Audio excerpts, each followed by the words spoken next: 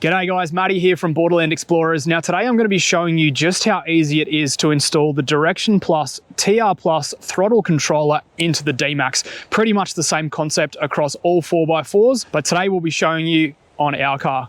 Now, amongst the 54 individual settings that the TR Plus throttle controller has, there's a couple of standout features that we really like. One of those is crawl mode. Now, this dulls down your throttle and makes those off-road tracks and four-wheel driving far more controllable.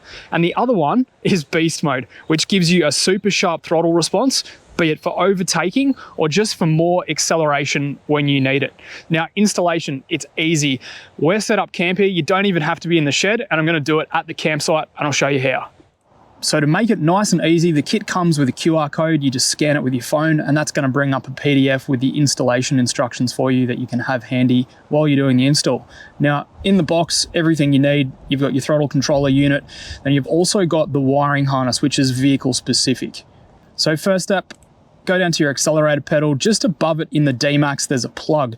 Now, you want to squeeze the side of the plug. There's a little tab there. Give it a squeeze and pull it out. That's going to pop out for you.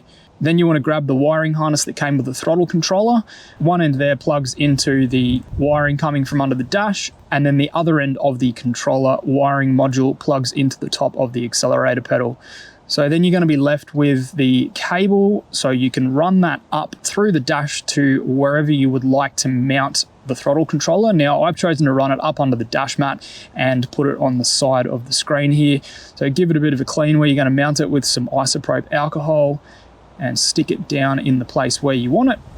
Now, the next step is to just turn your car on, but accessories only, don't start the engine. Then hold down the two left and right arrow keys on the throttle controller, and that's going to calibrate it for you.